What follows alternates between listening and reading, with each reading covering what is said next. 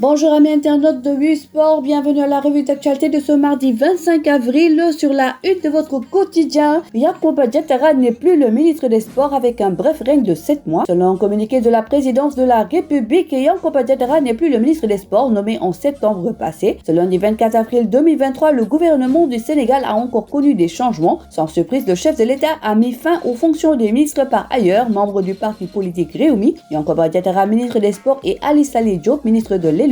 Une décision prise suite à la démission du leader de leur parti, Idrissa Seck, au poste de président du Conseil économique, social et environnemental. Diattara remplaçait Matar Ba qui avait tenu les rênes de ce département pendant 8 ans. Monsieur Amadou Ba, Premier ministre, est nommé cumulativement avec ses fonctions ministre des Sports et ministre de l'Élevage et des Productions animales. Peut-on lire dans le communiqué de la présidence de la République pour les jours à venir donc le Premier ministre va aussi gérer les affaires des sports. En ligne de mire, la CAN U17 qui démarre dans 4 jours en Algérie. On reste dans l'actualité de la CAN U17, grosse défaite des Lionceaux contre la Zambie. Décidément, rien ne va chez les Lionceaux des moins de 17 ans à quelques jours de la grande joute continentale, réservée à cette catégorie en préparation après avoir subi 3 défaites lors de ses dernières sorties. Le Sénégal perd encore son dernier match de préparation contre la Zambie 4-2, alors que cela fait déjà un moment que la sélection dirigée par Soline Salou Dia ne rassure pas beaucoup. La prestation livrée ce lundi en Algérie au stade Roubiya n'a fait qu'accentuer les doutes que véhicule cette information depuis quelques semaines. Dominés lors de leur dernière confrontation amicale contre les hommes de Malik Daf au stade Lat Dior de Thiès, Amara Diouf et ses coéquipiers ont concédé ce lundi leur 4e défaite en préparation pour la 14e édition de la CAN des moins de 17 ans qui se jouera en Algérie du 29 avril au 19 mai 2023. Macky Sall souhaite garder le trophée de la CAN le plus longtemps possible. Lors d'un entretien accordé à la RFM, le président Macky Sall a confié être satisfait du rayonnement du football sénégalais ces dernières années et demande à ce que cette dynamique se poursuive pour les compétitions futures, particulièrement lors de la CAN Côte d'Ivoire 2023. Le football sénégalais ne s'est jamais aussi senti bien sous la magistrature du président Macky Sall, ainsi espérant que la cadence sera maintenue. Macky Sall a révélé avoir confié à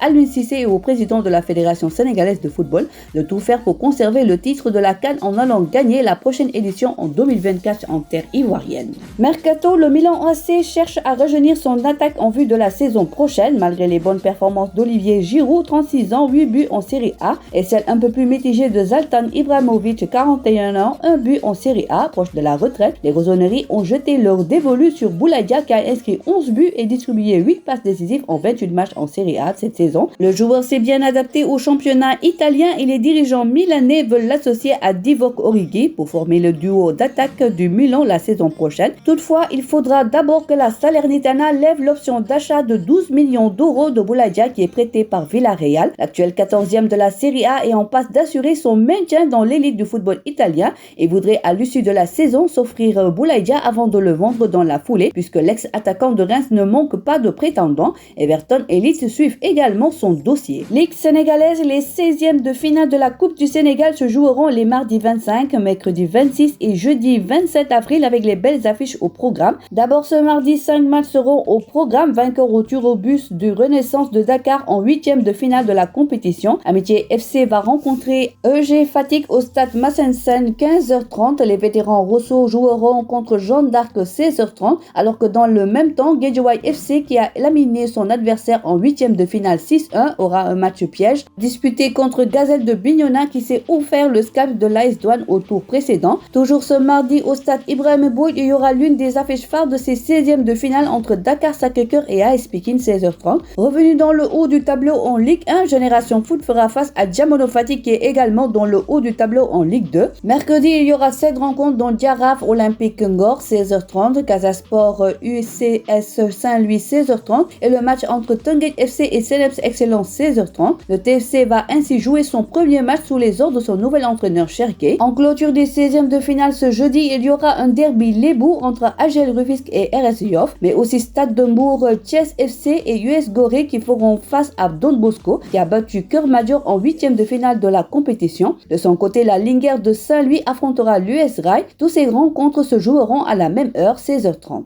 Zoom sur le prix Marc-Vivien Fouet, Habib Diallo, enfin la bonne pour le Sénégal. Sénégal va-t-il enfin couronner son pays au prix Marc-Vivien Fouet? Et si le prix Marc-Vivien Fouet de cette année souriait enfin à un lion, souvent nominé ou bien placé depuis la création de ce trophée mais jamais vainqueur, le Sénégal semble disposer de grandes chances en 2023 grâce à Habib Diallo. Rapide, redoutable dans les duels et dans le jeu aérien et efficace dans la surface, Diallo attaque très fort cette saison. Premier facteur de chance d'être sacré meilleur footballeur en fin de l'année. Après 35 journées de Ligue 1, aucun autre joueur africain ne fait mieux que lui, 17 buts en 31 matchs. Voilà, c'est tout pour aujourd'hui. L'actualité sportive continue sur nos plateformes digitales. Le site numéro 1 du sport au Sénégal, www.sport.com, est maintenant disponible en version application mobile sur iOS et Android.